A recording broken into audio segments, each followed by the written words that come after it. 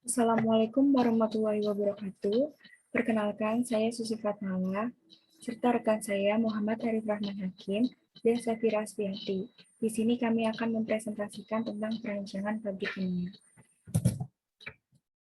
Adapun aspek-aspek yang akan kami jelaskan, yaitu yang pertama, identifikasi peluang investasi, yang kedua, perencanaan, yang ketiga, evaluasi, dan yang terakhir, kesimpulan.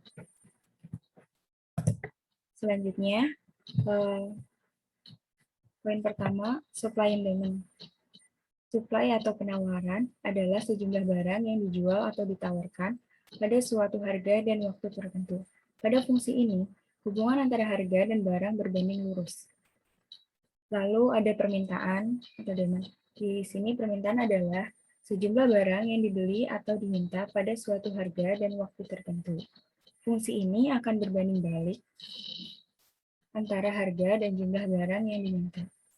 Selanjutnya, studi bahan baku. Poin pertama adalah persediaan. Efisiensi produksi dapat ditingkatkan melalui persediaan bahan baku, karena dapat meminimalisir jika ada kendala pada saat pengiriman atau supply.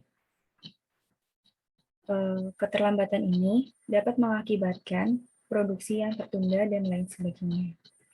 Selanjutnya, perencanaan produksi. Perencanaan produksi merupakan suatu rencana tentang jenis dan jumlah barang yang akan diproduksi dalam jangka waktu tertentu. Perencanaan produksi ini berguna untuk menyusun jadwal produksi, kebutuhan bahan baku, dan lain-lain. Yang terakhir, pengendalian bahan baku. Pengendalian bahan baku ini bertujuan untuk mengatur jumlah bahan baku yang harus tersedia untuk pembuatan atau proses produksi. Selanjutnya,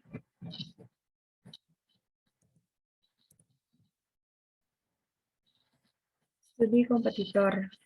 Pada studi kompetitor ini ada dua poin, yaitu yang pertama mengidentifikasi pesaing, bertujuan untuk mengenal dan mengetahui jenis produk atau jasa yang ditawarkan pesaingnya. Terus yang kedua, melihat seberapa besar pasar yang dikuasai oleh pesaing. Yang ketiga, mengidentifikasi antara peluang dan ancaman dari perkembangan pesaing. Yang keempat, mengidentifikasi keunggulan serta kelemahan pesaing. Lalu ada poin menentukan sasaran pesaing. Sasaran pesaing ini dibedakan menjadi dua pesaing, yaitu pesaing dekat dan pesaing jauh. Untuk pesaing dekat, yaitu perusahaan yang memiliki produk yang sama persis dengan produk yang kita jual. Lalu ada pesaing jauh. Pesaing jauh ini merupakan perusahaan yang memiliki produk yang hampir sama atau mirip.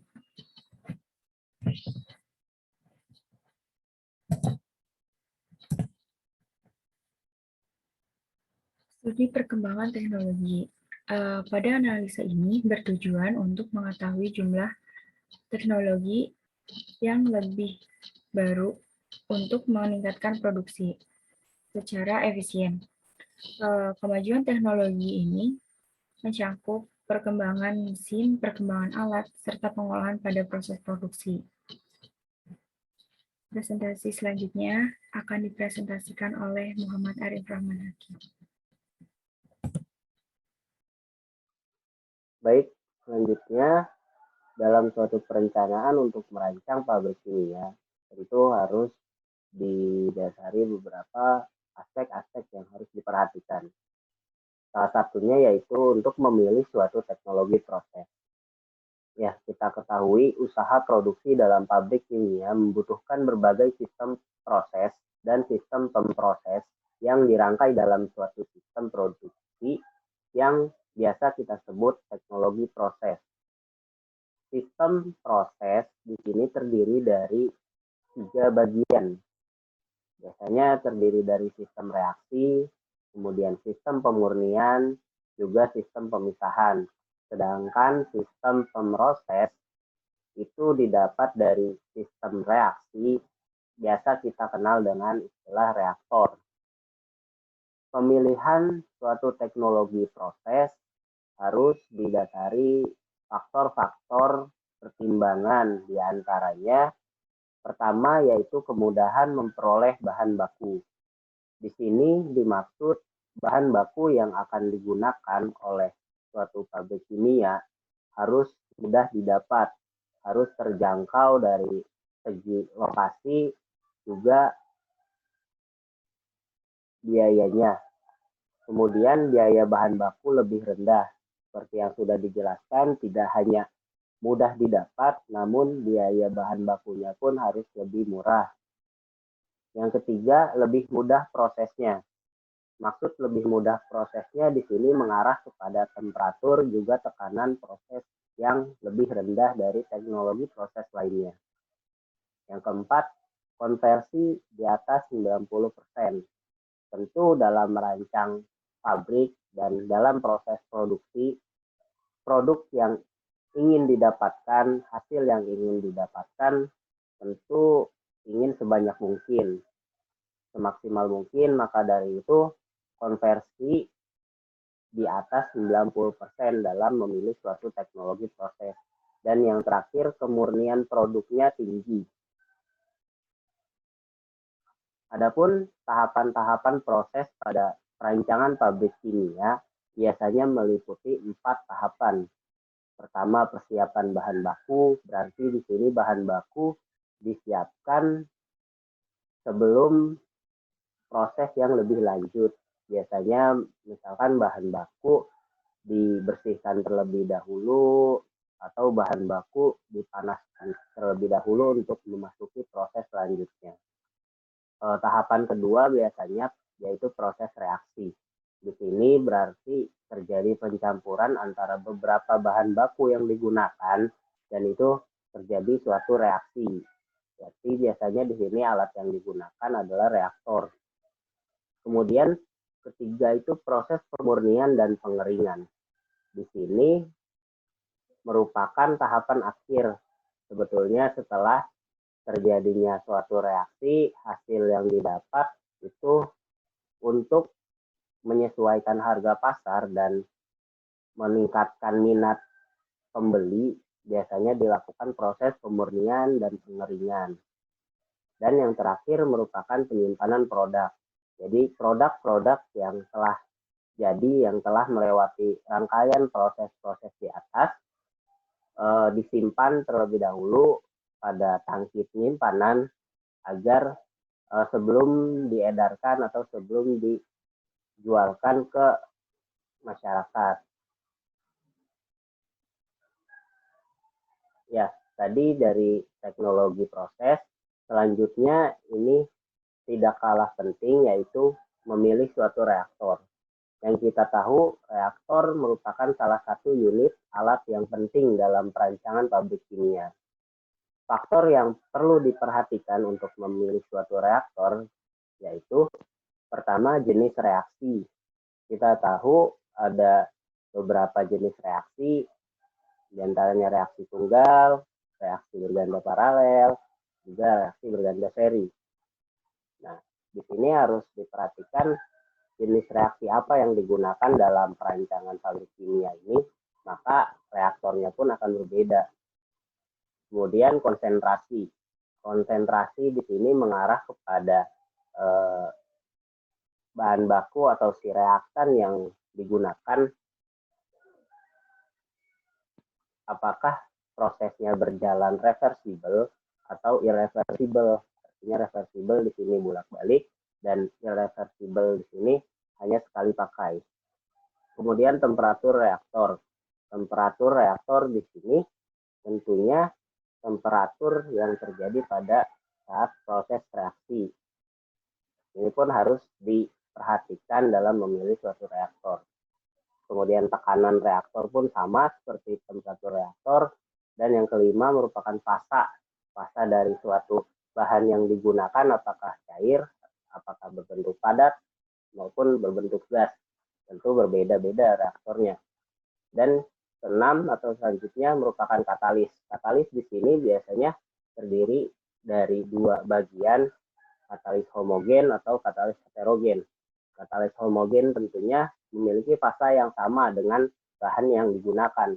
Contoh bahan yang digunakan berupa cairan, maka katalis yang akan digunakan pun berwujud cairan. Sedangkan katalis heterogen, adapun bahan-bahan yang digunakan mau berbentuk padat ataupun gas, katalis yang digunakan itu berupa padatan. Dan yang terakhir, faktor yang harus diperhatikan yaitu prinsip kerja dari reaktor tersebut. Prinsip kerjanya itu biasanya meliputi suatu konversinya, yieldnya, dan selektivitasnya. Jadi ketujuh aspek ini harus diperhatikan dalam memilih suatu reaktor. Nah, ini merupakan perancangan alat. Nah, perancangan alat di sini tidak kalah penting juga dari memilih suatu reaktor. Jadi tadi kita sudah di awal sudah tahu sistem proses dan sistem pemroses. Sistem proses tadi sistem pemrosesnya suatu reaktor, dan ini alat-alat lainnya sebagai pendukung dari suatu jalannya suatu perancangan pabrik kimia. Di sini menyesuaikan keadaan fisik dari zat atau bahan yang diolah agar kondisinya sesuai dengan kondisi yang dipersyaratkan atau yang diinginkan. Jadi dari bahan-bahan di sini tentu tidak semua digunakan, tapi menyesuaikan keinginan yang diinginkan. Misalkan butuh panas atau butuh dingin, berarti kita pakai yang suhu di sini. Suhu banyak alatnya. Ini yang digambar salah satunya yaitu heat exchanger, model cell and tube. Kemudian kita butuh menaikkan tekanan atau menurunkan tekanan. Ini tentu berhubungan dengan alat-alat yang dapat mengendalikan tekanan, yaitu ada kompresor, ada juga pompa. Kemudian jika ingin menyesuaikan ukuran, tentu bisa di crusher atau di mill agar ukurannya sesuai dengan yang diinginkan. Jika ingin merubah fasa, kita bisa menguapkannya. Di sini ada alat evaporator yang ada di gambar. Kemudian jika ingin melakukan kemurnian, tingkat kemurniannya ditingkatkan, tentu kita memakai kolom destilasi.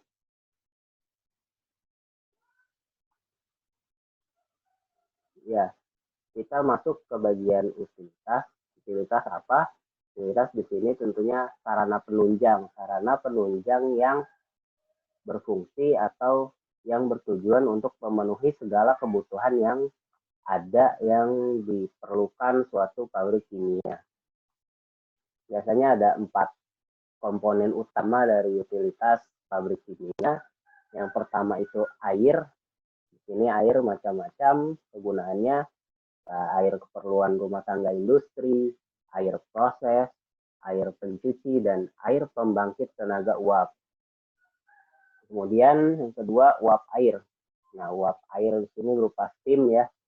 Steam di sini tujuannya untuk menghidupkan evaporator sebagai bahan bakar evaporator, juga reboiler, bisa juga heater.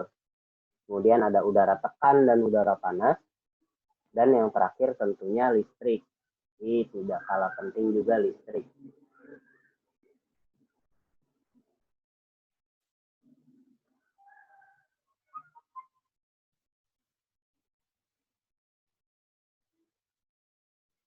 Ya. Lanjut dari utilitas, ini merupakan pengendalian proses atau proses kontrol. Proses kontrol ini suatu rekayasa yang melibatkan algoritma serta mekanisme untuk mengendalikan sebuah keluaran dari proses dengan hasil yang diharapkan. Prinsip kerja dari proses kontrol tentunya dia memastikan kinerja suatu proses kimia, memastikan kestabilan suatu proses kimia, dan menekan gangguan eksternal. Jadi berjalannya suatu proses kimia berupa kestabilannya itu dipastikan melalui suatu proses kontrol dan meminimalisir suatu terjadinya gangguan-gangguan atau hambatan-hambatan yang terjadi dalam berjalannya proses. Itu fungsi dari proses kontrol. Dalam proses kontrol ada 7 kontrol objektif yang harus diperhatikan. Yang pertama itu safety, kita harus merubah mindset atau menyamakan mindset bahwa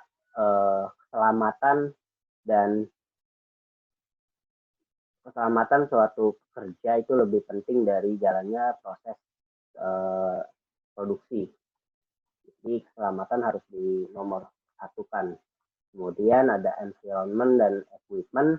Ini dua hal yang bersambungan dan itu pun harus dijaga dalam mengendalikan suatu proses agar tidak terjadinya hal-hal yang tidak diinginkan. Misalkan equipment-nya mengalami kerusakan namun tidak ada pengendalian proses selama ini yang bisa menyebabkan safety-nya nanti bakal terganggu juga. Jika terjadi kerusakan tentu menimbulkan biaya yang lebih mahal dibandingkan perawatan. Kemudian ada smooth operation. Jadi smooth operation ini sesuai prinsip ya, dia memastikan suatu operasi itu berjalan sedetail mungkin. Jika terjadi suatu hambatan, dia akan mengirimkan sinyal dan akan memastikan itu berjalan seperti semula. Kemudian ada product quality dan max profit, saling berhubungan. Jadi dari jalannya suatu proses yang baik itu akan menimbulkan atau menghasilkan produk yang berkualitas dan profit dari perusahaannya pun akan semakin besar. Serta monitor dan diagnos tentu ini merupakan bagian dari proses kontrol, jadi tidak memerlukan banyaknya human, namun suatu sistem itu bisa memonitor dan mendiagnos apabila terjadi gangguan-gangguan dari proses produksi. Ya, ini merupakan salah satu contoh dari pengendalian proses. Di sini ya kita lihat ada beberapa nama, ada PC, pressure control, tentu dia yang menjaga suatu tekanan dari suatu alat agar tidak melebihi atau justru kurang dari standarnya. Ada juga level control. Level control ini merupakan pengisyarat ketika volume suatu bahan yang ada di dalam tangki atau reaktor itu melebihi kapasitasnya. Jadi ketika melewati kapasitasnya, dia memberikan alarm. Ketika kapasitasnya kurang pun sama. Kemudian ada banyak proses-proses kontrol lainnya, instrumen-instrumen lainnya di dalam proses kontrol. Jadi itu tidak kalah penting juga.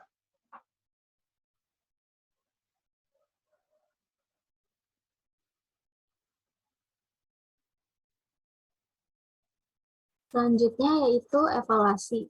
Tujuan dari evaluasi pada pendirian pabrik yaitu untuk mengetahui apakah pabrik yang dirancang layak untuk didirikan atau tidak.